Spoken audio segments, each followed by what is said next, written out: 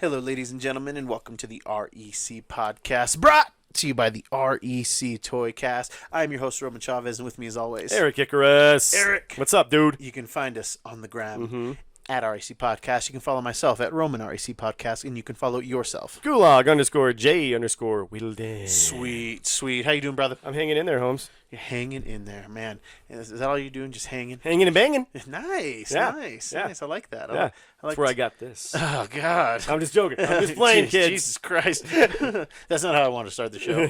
Run it back. Yeah, take two. Man, I can't believe we're coming to the end Oh, I know. It's the end of an era. of our series.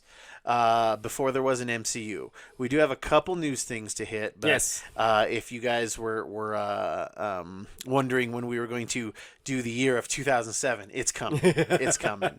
I guess the big piece of news, because I don't think it happened on the last show, was that Black Widow moved. Yes. That's what I heard. And it's going from November to May of next year. Yeah, it's so a full year. Yeah, a full year in the grand scheme of things. Yeah. And we talked about that in the past, that like it seemed like they were going to go that way because they want to get that full box office nut. For sure. And I think she's deserving of it. Yes, The character. yes. It deserves a fair shake at the money. Because you don't, and honestly, like they put a lot of money into it, and it can make a ton of money. Can you Absolutely. imagine? Because by that time, that's going to be the longest period of time between Marvel movies since like 2009. Yeah. Because in 2008 we had Iron Man and Incredible Hulk, Yep. and then it was another like 2 years before we got Iron Man 2. Oh, No, Iron Man 2. Oh, that's right. Yeah, Iron Yeah. Man 2 is only the third MCU film. And we'll definitely get into that stuff. But, Yeah. Oh, yeah. while it stinks for us who really want to watch this movie, it makes sense from a business standpoint. Oh, absolutely. I'm glad that they didn't go VOD. That doesn't seem to be their route, Which is awesome. Yes, It's great. because it sounds like Mulan may have lost them a lot of money. Yes, big time. That's what I've been hearing. It's tanked. Yeah, It's tanked. There were some controversial comments from one of the stars as well, like in support of the they were kind of anti-Hong Kong. Is my understanding? Don't You quote mean me. Pirate Island? Yeah, they were anti-Pirate Island, and that is a deep Simpsons reference, guys. We gotta go to Pirate Island, aka Hong Kong.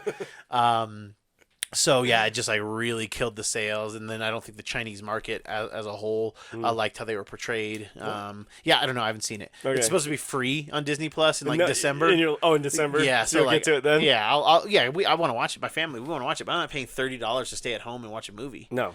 Yeah, because it was like, I was there like Disney Premium Plus, Oh, whatever, Jesus. DPP, you know. And yeah, so it's not doing. It didn't do what they thought. Tenet isn't doing well in the theater. Like Yeah. it doesn't have legs. Nope. So it's like, do we? Yes, Marvel would have legs, but you're severely just chopping yourself off. Yeah, you're cutting them off at the legs, Yeah. man. Yeah. So let's. I'm fine with it, but it pushed everything else too. Oh, yeah, So big time. Eternals So- is moved. Oh, yeah. I Which I'm think, sure they're like, whew. yeah, but I think they're all going to be next year though. Like right now, everything goes. So I think in May is going to be Black Widow. In July, I believe is Shang-Chi. Oh, wow. And then in November, I believe it would be Eternals. Okay. So I mean, I'm fine with that. Yeah, me too. Because Yeah. weren't we supposed to be gearing up for Eternals right now? Eternals would have been Tentatively, November. yeah, so we would've Eternals been, was like, supposed to be November. The hype train would have been on that right now. Yeah. Dang. So again, they're just pushing it because they're like, guys, get your Eternals episode out. You've been talking about it for over a year. Oh, yeah. And They're giving us more time. Yeah, just more time for We'll get us to to get to it. And good, I don't feel a rush. You know, Yeah, yeah. that I can have to pressure's gone. read that Neil Gaiman book, too. There you go. Yeah, we got to get it. We got to get it back to Duke. So, yeah. Oh, no, make, I'm keeping it. Yeah, no. Make sure you spray it with your musk. I'm going all right? to. Or lay with it. I Yeah. lay with it. Anyone like... This is seeing Casey Duke. So yeah, that was kind of the big bit of news. I'm Yeah. curious what else is going to move. Is James Bond going to follow suit? Are the DC movies going to follow suit? They almost need to. I think so. Unless something happens after the election and magically COVID nobody cares about anymore. Like, bring it on! If you believe the internet conspiracy theorists. Is that what's going to happen? That's what they say. November, and then we're like, we're free. Yeah, we're free, or there's a vaccine like the next day, or yeah. So we'll see. But on to the meat and the potatoes of our before there was an MCU. This is the dusk before the dawn Yeah. of the Yeah, MCU. yeah, 2006 was a bit of a low point. It had some stars, but wasn't anything like 2005. No, 2005 was for me the dawn. Yeah, that was that was like its peak of that time. Totally. From 98 to 2007. Yeah, this is what superhero comic book movies could be. Yes. Yeah. In all its glory. There was a dream that was Rome. Yes, sir. Oh. And that was not it. Mm-hmm. But we get there. We get there. So we kind of teased at it in our last episode, but the mighty 300. Yeah. This is one that we've talked about a lot because I still love this movie. You're lukewarm on it, right? I loved it when it came out. Sure. What changed for you?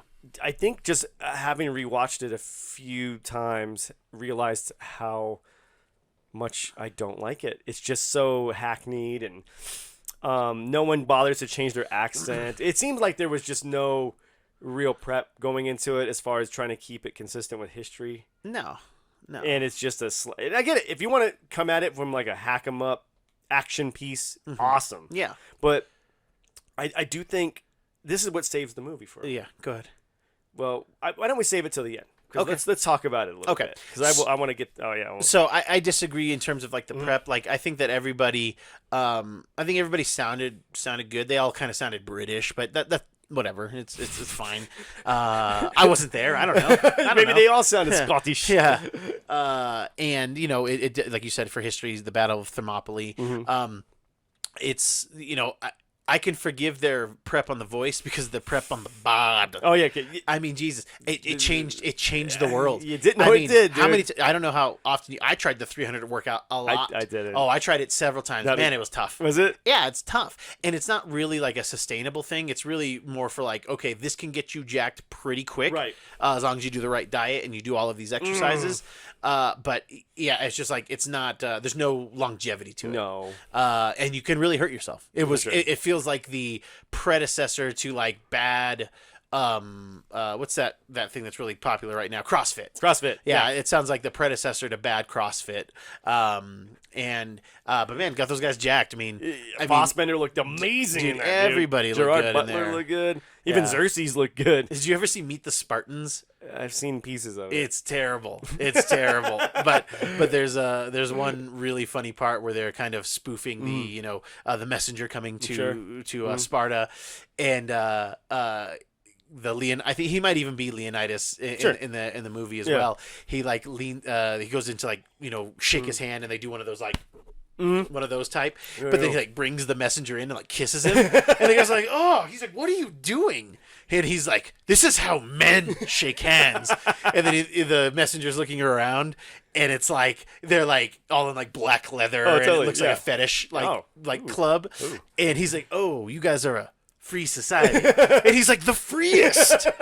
And I know I've told that story on the show before, but it warrants another tell. I love that. It just dude. cracks me up. That cracks me up too. It was the best joke in the movie. Oh, yeah, I imagine. And then there was like the fat guy who had like a painted abs on, which was really funny. But yeah, I thought 300 was really fun. It's got great action. It's beautiful. I mean, this was Zach at probably his. Right. Maybe his peak. If not, it was like he was getting close. I would say Watchmen was his peak. Yeah, that was his best all around. This was getting escalated. Yeah, you know what? You're right. It is beautifully shot. I will say, the guy can set. We always say the guy can set a scene, and that movie is just scenes. Yeah, I know that's what movies are, but these are all just nice little set pieces. Yeah, you don't want him cooking, but you want him to set up the plate big time. The plate. Yeah, you eat your eyes first, and that is Zack Snyder. Oh yeah, and it's interesting. I mean. I think some of the stuff in there, like, just a bit. Some things didn't make sense. Like, they brought in elephants and rhinos and those guys that look like Ku Klux pimps. The Immortals. I think that's what they were. Yeah. And this is what, because this movie is told through somebody. Yeah, the lone survivor, more or less. Right, the one-eyed guy, right? And I think the reason this movie is so oddly, like, some people have like animal heads on. Yeah. And, It's Frank Miller. That too. So it's Frank Miller, so it's gonna, he's not saying, oh, this is history. Like, we know what happened to the 300 Spartans. We know that they battle off the Persians or fend them off, and this is just his version of it. And I like that idea of, like, we don't know what happened then. But remember at the end, he's rallying the one of the guys rallying the rest of the Spartans, and he's telling the story to them to get them hyped up. Yes. So to me, it's him like embellishing everything, which I love. Me too. That's what kind of saved it for me. It's like, oh, it's his interpretation of what happened. That's why the Persians look like all freaks. Yeah, dude, did that guy just did he get scared and run? And then, they all died and he's like, they sent me. And he takes his own eye. Who knows? I don't know. I wasn't there again. Yeah. So I think that was that's what saved it for me. It's a big propaganda piece. I could dig that. That makes it more interesting to me. The rest of the troops, Yeah, that makes it more interesting to me. Yeah, it gives another layer to it. So it's not bad. I think this is where the world got to know Gerard Butler. Yes. As a household name, and then now everyone just quickly forgot him. Nah, man, they love Olympus Has Fallen. They love. I guess that kind of keeps him in there a little bit. But there was a minute there he was everywhere, dude. Yeah. I'm sure he's just tired, man. Yeah, because he became such a hot commodity after 300. Yeah. This is a guy who before that was in Tomb Raider, Cradle of Life. He was in Dracula 2000, such an underrated movie in my opinion. It's not great, but there's really awesome stuff about it. I'll give you that one. And he was in Phantom of the Opera before this too. Oh my God, he was the Phantom. Yes, he was the Phantom. Which the movie's terrible, but people love it. Do they? Yeah. It's just like one of those the musicals that people like. So yeah, it's not terrible. Yeah. I will reluctantly say it's not bad, and I will watch it occasionally. Yeah. Because of the scenes. Because the man dimes. Man dimes. Yeah. And, just see the hunchback get his comeuppance. Having to wear that stupid hat. Ephialtes, may you live forever. I mean, there was just so much good, just just BA stuff in there. Yeah, totally. Tonight we dine in hell. Yeah, Fight in the shade. Yeah. Oh my God. That was my favorite scene. Yeah. I love that scene. Yeah. Our arrows will blot out the sun. Yeah. Well, then we will fight in the shade. Laughing. And it was the first time we ever saw Fassbender. Yep. That we knew. Yes, that was the first one time I that we ever knew. Yep. I was like, man, this guy's great. He's and amazing. then I didn't know he was going to steal my heart as Eric Lyncher. So. And he did.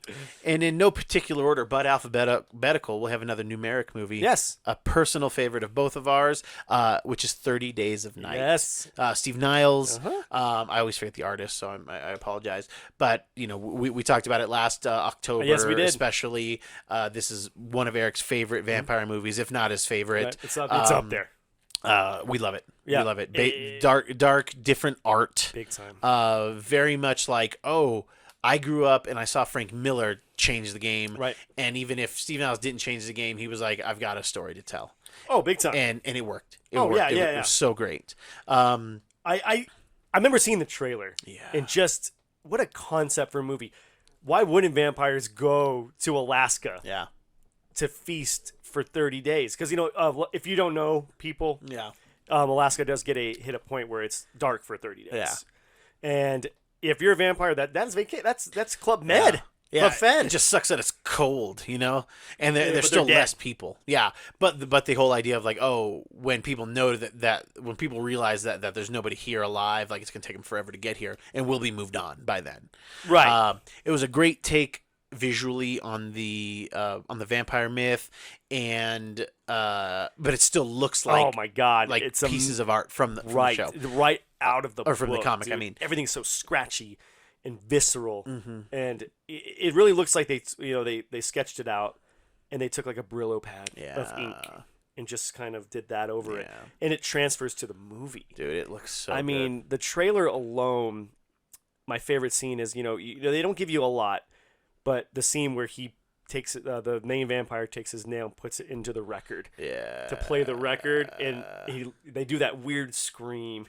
Yeah, it's like they're calling each other, and I mean that movie legitimately terrified me a little bit. It was just the makeup and the girl, the female, just the dead eyes, kind of skinny and gaunt. Yeah, I liked how this was like a vampire movie where the vampires weren't pretty.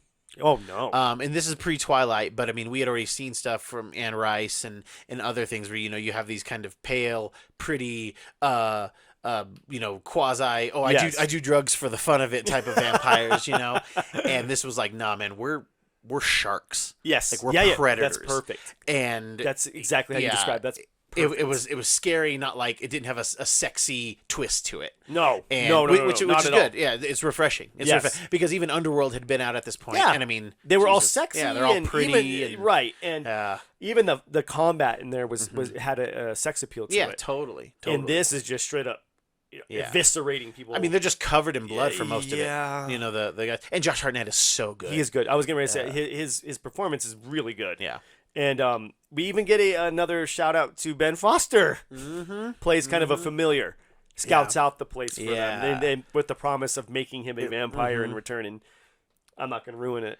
Well, I think you did. It doesn't happen, guys. Hey, I was just alluding.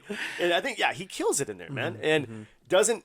I think the ending was a bit... Okay, you know what? Just talk spoilers on this one. Spoilers. 3, 2, 1. The ending was kind of whack, in my opinion. Yeah. Because Josh Hartnett basically turns himself into a vampire. And he's able to fight off the main vampire. Because they kind of, it was almost animalistic. Like he's challenging challenging the alpha so the others stand back. And, he wins. Which I'm like, oh, come on, man. That's not what's going to happen. But... I do love the actual end scene where she sits with him. Yeah. And the sun comes because he's not gonna be a vampire. He's already like, I'm not gonna live like this. And watches the sun come up and yeah. I don't know if Blade 2 came out before the 30 Days of Night comic, but it was very much like Blade does that with his vampire love interest in that, or he like waits for the sun to come up because she wants to die of pure blood or whatever. It's such a cool. I mean, at this point, it had been done to death. You know. Yeah. And it still hasn't really been done to death. It's just I wonder if that comic had already been out and then Blade took from it. For sure. Maybe. I mean, it's such a cool ending. Yeah. Honestly, we do talk about this in our Halloween episode from last year. It's a collective, both of us favorite movie. Good comic. Yeah, I forgot how much I liked it until you were like, dude, and you kept like reminding me. I was like, oh man. And then rewatching it. Yeah. Oh my God, I've rewatched it since then. So yeah, I'm in love with it. I don't know if it warrants a sequel. I think it's one of those movies that just doesn't need a sequel. Well, I don't want to see the same thing. Me either. You know, and I think we would just see the same thing. Yeah. Good. Check it out, kids. Yeah, it's so perfect good. for Halloween. So good. Yeah, perfect for we're getting close. We're getting close. One of the best vampire movies out there to date. Yeah, so original. Yes. We've talked about in the last episode, I believe we brought up the Ultimate Avengers animated films. They're very solid. I hope you guys went and checked some of those out. There was a Doctor Strange that came out in 2007, and it was really good. It was very much you could tell that there's some borrowing happening from the live actions from these animated ones as well. Sure. It was more updated, and you kind of had it where the Wong and like the magicians, the wizards are kind of casting spells for like to not be seen, and they're chasing like Mordo or whoever through the city, but like Strange can see them, and this is before the accident and everything. So he's kind of already touched by magic. Is kind of like an illusion to it. I wish they would have maybe integrated that into the movie. That's why he was able to pick it up so fast, not just like, oh, I read well. Yeah. You know what I mean? And they did really, really fun stuff with it. It was a great prototype to see if they could do it live action by like updating it. For sure. And yeah, it was very solid animated. Did you ever see it? I didn't. Yeah, it's really good. It's really good. Yeah. It makes a lot of sense, and it's a good like I said, a good prototype. Is it basically kind of the live action? It's got a lot of those elements. No Christine. Right. No I don't think there's any friendship between Mordo. There's no like Caecilius type character or anything like that. Okay. I think it's just more like the straight up Mordo Dormammu like setup, which we see many times. I'm here to barter. And then for live action, yes, I think we were both so excited about this movie. I think everybody was. And it was Fantastic Four 2: Rise of the Silver Surfer. Yes. The trailer was excellent. Oh my God, the chase of the of Human Torch chasing the Silver Surfer, and then right as he's catching up to him, right before he gets to the Silver Surfer, and he grabs him by the throat, and you're like, oh my God! And the Silver Surfer looked great. Yes, it was like, okay, we're gonna get Galactus, we're gonna do all of these things. It was cool to have finally we got Silver Surfer voice cast by Lawrence Fishburne. Yeah, which I thought that was great. Sounded great. And then Andy Serkis as Silver Surfer. The body double? No, Doug Jones. Doug Jones. Yeah, our boy Doug I always Jones. get those two. Yeah. confused. Yeah. They're the go-tos, I guess. Yeah, the body double guys. Andy Serkis is more motion capture. Gotcha. And Doug Jones does like hey, we need a skinny guy who can fit in anything. Gotcha. And Okay. that's definitely his niche. This was another Fox property that took one of my absolute favorite characters, and the Silver Surfer stuff is cool. Yes. But the rest of it's just bad. It's so bad. Again, Doom's, trying I got to get the board. It's the source of his power.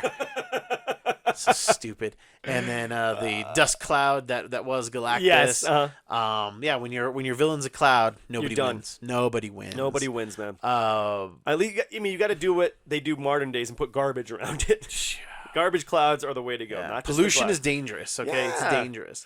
I think it did have a couple cool nods. Okay, the wedding to Sue and Reed. Yeah, I thought that was a cool little nod to the comic books. I mean, even some of the shots in there, I think, were kind of verbatim.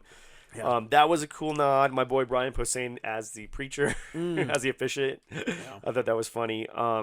Silver Surfer stuff was just like you said, just amazing. Yeah. But dude, I have kind of forgotten a lot about this movie, dude. Like, I've seen it one time. I was like, okay, Chris Evans and Chiklis were doing what they do, Gotcha. and they were killing it. There's a really fun comedic scene. Basically, the Silver Surfer's presence, or when he grabs Johnny by the throat, it kind of mutates him a bit. So like Johnny can't touch any of the Fantastic Four without swapping powers with them. Oh, wow. So he's got to be like under quarantine.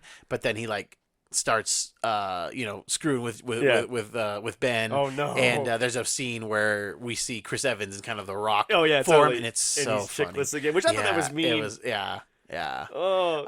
And he's got the fire. Yeah. Chiklis is doing the fire. Yeah. Yeah, it was again, I think families enjoyed it. I don't think they did. I mean, really? Well, I know they've enjoyed the first one, That's but what I'm saying. I think it took all of the family fun stuff from the first one and just kind of forgot about it. And we're like, okay, let's just make crazy big set pieces and throw all the character, like the whatever little character development we had in the first one out the window. Yeah. It had no soul. It was a soulless movie, a cash grab, in my opinion. Yeah. And I don't think it started out that way. No, I think that they were trying to do something right, and then... So I don't even remember the Stan cameo in that one, because in the first one, he was the mailman. Yeah, he's the mailman. Yeah, I don't remember what he is in the second one. Yeah. Yeah, it took a bunch of my favorite characters and just did terrible things to them. Ghost Rider comes out this year too. Yes, it does. And it was cool because it's like, oh, we got 2-3 Marvel properties this year, and that's always fun. And Ghost Rider did really, really well, man. That's what you're telling me. It was busy. I worked at the theater at the time. It was so busy. Like, people kept coming to it, and it's not a very good movie, but it looks really cool. Ghost Rider looks cool. Yeah. Okay. Yeah. Sorry. And even the old Ghost Rider looked cool too. Yeah, the caretaker. Sam Elliott. He looked cool too. Yeah. Okay. I thought he looked cool. Yeah, he did for the 2 seconds we got him. The story's flimsy. It sucks. Nick Cage is he's a nutter. He's just not good as that character. He's not, man. And I guess he fought so hard to be him. Oh yeah, like he wanted to be Johnny Cage. Johnny Cage, Johnny Blaze. He should have been Johnny Cage. Yeah. But I mean, God, this is. I think everybody who is a Marvel fan from the '90s wanted this. Was so wanting this. Yes. All of us grew up reading Ghost Rider. Just aesthetically cool. You don't get cooler than that. And honestly, I think they got some things right, like the penance stare. They got that right. Well, they got like the look of it. The look. I just didn't think they had the voice right at all. No. Kind of his voice was kind of like the villain in Who Framed Roger Rabbit. Judge Doom. Yeah, Judge Doom. Yeah, he did sound when Judge Doom turns in, when Christopher Lloyd turns into the animated version of himself. Yeah, it was like that high pitched. Yeah. I did not like the way that they chose to do Ghost Rider's voice. No, yeah, it just cool. Doesn't work. It's not cool. Blackheart, arguably one of our favorite villains in comics, God, at least conceptually. He looks cool. Yeah. Mephisto's son. In comic books. More or less, more or less spawn of Mephisto. Oh, yeah. Actually, what is his origin? His origin is that he's made from the blood of aborted babies. Yeah, appears in Daredevil. Of all places. Like, that's stupid. Doesn't make any sense. It makes sense for him to be a Ghost Rider villain. Oh, big time. Totally. Yeah. Wes Bentley from American Beauty fame portrays him. It was terrible. And I remember seeing the toy you bought, the action figure, and I'm like, Yeah, I bought it because usually villains Yeah. they'll be rare, Sure. and it was just like, oh, this thing sucks, so maybe it'll be rare one day, and it sucks, and I own it, and it got my money. They got my money, guys. And then not being able to do Mephisto, but Right. doing Mephistopheles. Like why? What? I wonder what the meeting was for that. Yeah, I don't know who produced Ghost Rider. I don't know if it was Fox because Fox. okay, then it should have fallen under the Silver Surfer banner, so they he should have been could've able to use used- Mephisto for sure. or maybe they just think Mephisto sounds super sexual. Like I don't know. Yeah, Mephisto. Yeah. I don't know. I never saw an article that said why they didn't just Right. use Mephisto. Right. Maybe they're like, oh, Mephistopheles is more of a recognizable, Okay, Sure. maybe. Okay. But I didn't like their weird transition when they would and then it would it would look weird on their face Yeah. to show that they were a demon. Totally. I feel like this is we kind of got a good Ghost Rider movie in Constantine a few years earlier. Yeah. And this was just not. I mean, Nicolas Cage acting great, like Nicolas Cage for 90 minutes can be a hoot, but not here, man. Even Eva Mendes plays the love interest is boring. She's so boring. It doesn't yeah. even need to be there, man. It's like, man, you're cute, but God, this is terrible. It's so bad. Yeah. And then they made. Okay, maybe you're right. It did make enough money because they did greenlight a sequel. Oh, it made a lot of money because I think its budget was $75 million. Ooh, wow. And That's then a lot. and it made $400 million. What? Between $300 and $400 million, I think. Yikes. I think. Yeah, I'm gonna vet that, but it made a ton of money. It was busy at my job. We were selling it out until it was gone. Yeah. At least one show a day. Oh, for sure. I Yeah. mean, I remember seeing the trailer and being like, okay. I mean, and this is from the director of the 2003 Daredevil Your movie. favorite movie? My favorite movie of all time. He actually directed Simon Birch too, funny enough. Simon Birch. You don't What is remember that? Simon Birch? I It's am. I'm the drawing a blank. movie with the kid who's got some sort of physical ailment and has to make friends kind of thing. Anyway, it doesn't matter because it sucked too. This guy just shouldn't be directing movies. All right, I was definitely off on it. It cost $120 to make, but it made $228. Okay. So it made money. It made did money, make its money. but it was I thought it made way more money than that. So yeah, I was. But it also had it made enough money to okay, this could be something. Yes, You yeah. know? Okay, we may not have gotten the everything right, but we got some things right, and For they sure. did. They did. They And- did a couple things right. And we'll end up talking about the sequel, and they did some cool things in the sequel as well. But it was like they did two cool things, and then Yeah. the rest of it was just yeah. It was We'll get there. We'll get there in another episode for sure. And for sure, and I got to shout out to Nicolas Cage's hair plugs in this movie. Oh yeah, they're 'cause- great. Yeah, they're really holding it down. Holding it down, Holding baby. it down, keeping it up high and tight. All right. We talked about, and I wish I would have watched it as well, but it was another animated film, but it was Hellboy: Blood and Iron, which was a sequel to the previous one, The sword one. the Sword of Storms. Thank you, Yeah. and still same voice cast, Yep. all of that stuff, uh-huh. so it fits in that Guillermo universe. Absolutely. I just haven't seen. I them. didn't get a chance to see that one either. I think I will. I think I will watch them because I am fiending for some Hellboy. Me too. Some good Hellboy. And I do like Hellboy and the Golden Army, but I don't like it as much as the first one. The first one's so good. No. For me, it's just one Yeah. movie for me. Yeah.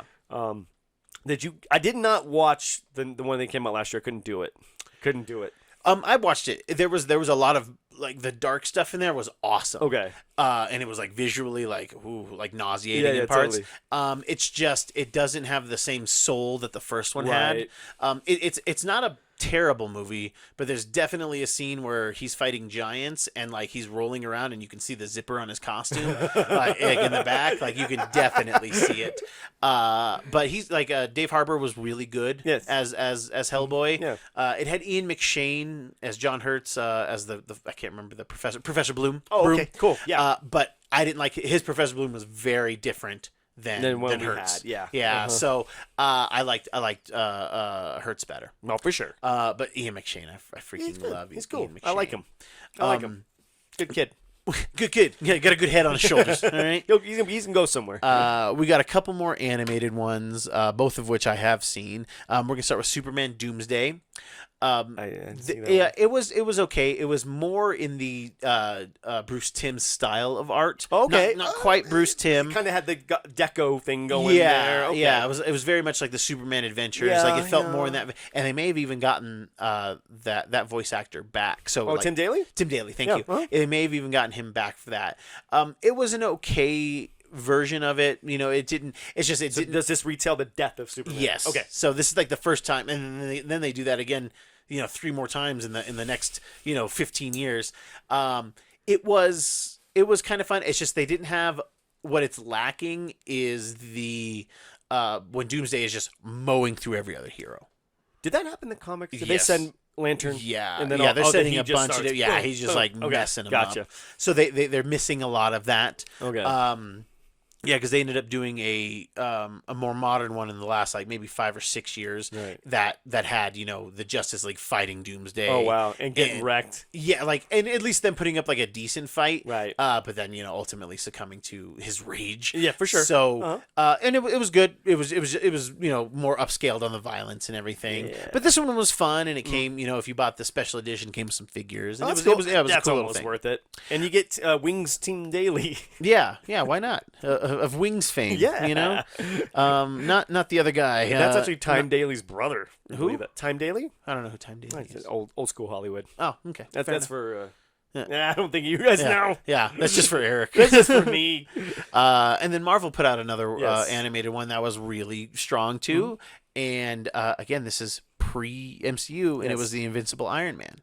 Yeah, it was good, and it was again, this and Doctor Strange were very much like, these were the sales on this were good because you could only get it on Blu-ray DVD. Oh wow. So it wasn't like it aired anywhere, and it was really solid. It was a strange take on the Mandarin. There was some Mandarin stuff. They so again they kind of started off with Mandarin a bit, just like they did in. It feels like Favreau was privy to this, Sure, or watched this and was like, I think I can do that better. Sure. But yeah, it was very much Iron Man 1, but with the Mandarin instead. But it was bizarre how they did the Mandarin. The weird. It's like it was like the Mandarin's descendant. Like it was like this chick, and then he possesses her. Okay. So is a Did little they wonky. actually get the rings? Yes. Oh, yes. I believe so. Actually, it might not be. I can't remember that. They get one ring. Yeah, it's just one. It's a green ring. Yeah.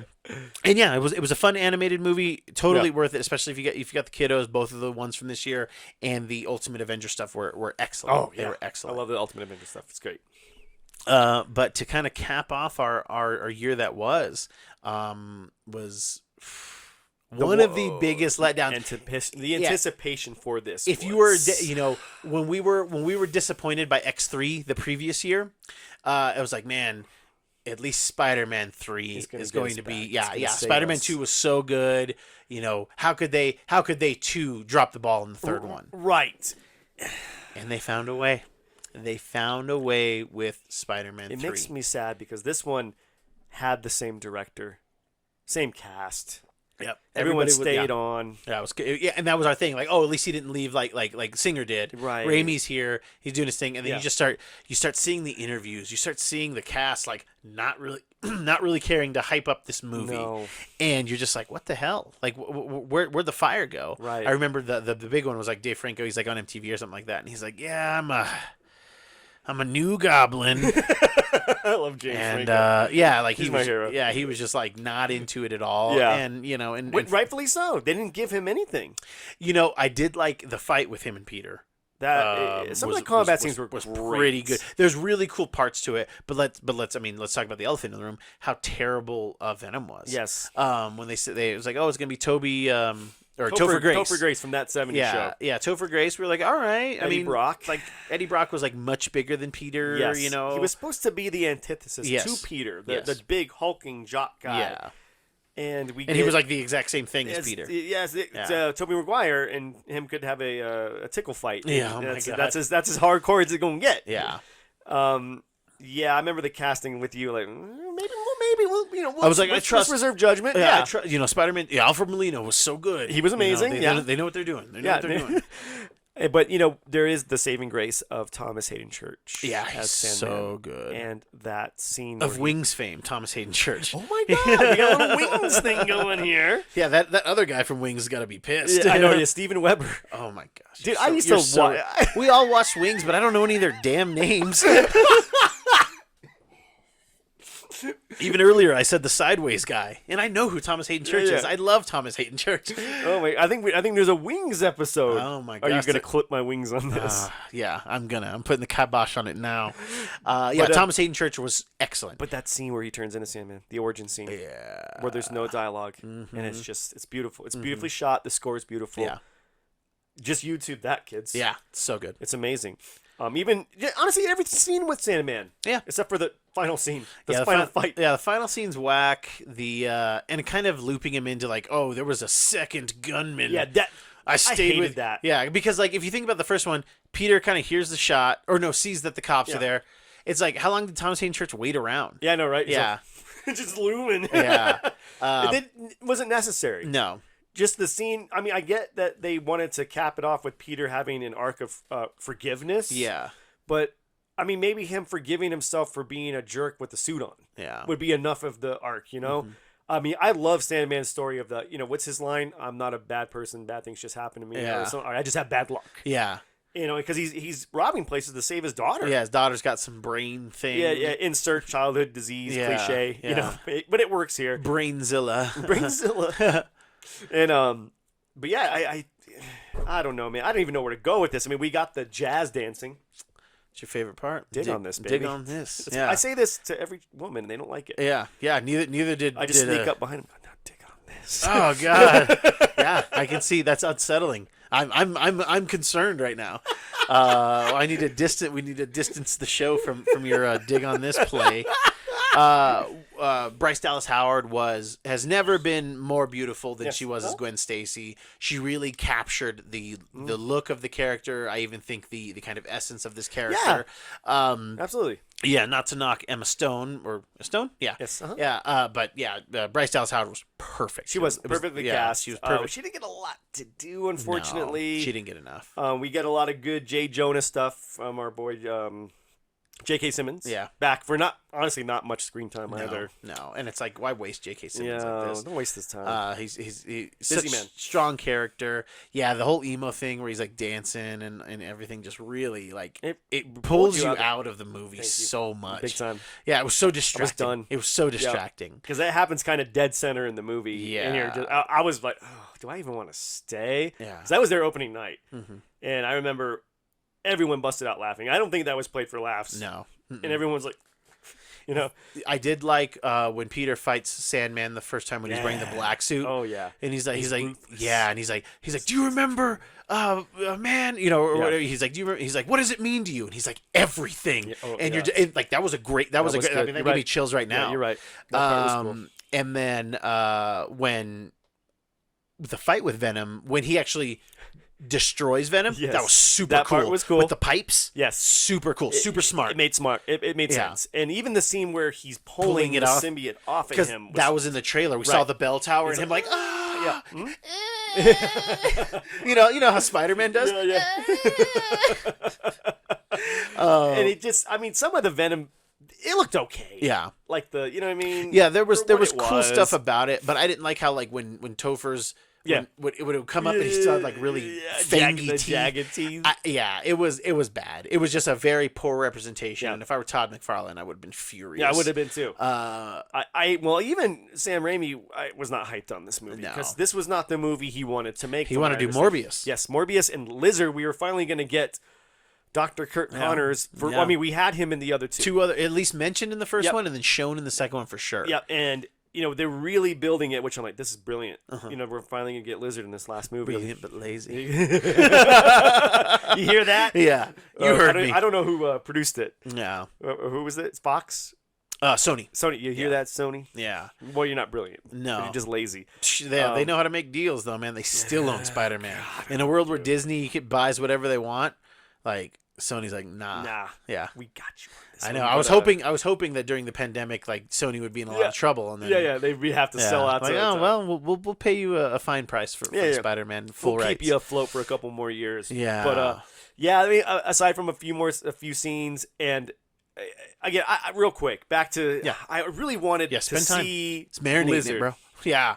I wanted that so bad because I thought the actor they got for him was. I always forget the guy's in like a million movies. Yeah, he's a everyman. Yeah, type, he's the guy. guy. Oh, I know that dude. I think he would have been a good Lizard. I mean, I don't know how they would have shot this. Well, I mean, what a slap in the face if you're Raimi with the next Spider-Man movie, the reboot, being the Lizard. Which rumor has it that was kind of based off of some of his ideas. Like his storyboard was kind of that. Even the ending with the gizzard. The lizard gas or whatever they were putting on the scene. That was kind of Raimi's end game there. And so I don't know how good a movie it would have been anyway, dude. Yeah. I mean... Yeah, being able to do the lizard and Morbius would have been great. I wanted to see his take on Morbius. Oh, yeah. I forgot there's going to be a Morbius movie. Oh, yeah. With Leto. Yeah. Uh-huh. Yeah. With Mr. I Get to Mars all quick or whatever. That's never going away. Never. Spider-Man 3 was just the latest in a... I mean, when you think about it now, especially, there's like Fantastic Four, bad. Ghost Rider, bad. Spider-Man, bad. I mean, DC needs to take pages out of it. It's like, hey, you don't need to play catch-up. You just need to do right. There you go, because, man. Yeah, because it seemed like Marvel, just like in the 90s, was trying to kill DC with quantity. Yes. And, and they kind of did. Like, DC released very few comic book movies given how many things that Marvel has. You're right. So it's just like, we're just going to flood the market with multiple printings. Yes. These guys are going to read it and We're going to kill them in the sales, which they did. Yes. Let's be real. They did. Now, granted, Dark Knight, changes things. Changes the game. And says, hey, we can play up here if we have everything right. Right. No, big time. And this is where the instance is where we have the right ingredients and everything went wrong. Yeah. Yeah. I mean, I think I just chalk it up to studio meddling. Like, do too. We need Venom. We need Venom right now. Yeah, emo kids are really in right now. I think that I would not be surprised if we need him to look like this. Yeah. And he's like, please don't. Because I would have been okay with it in the cartoon. He just adopts a darker attire and just acts like a dick. Yeah, and that's fine. You know what I mean?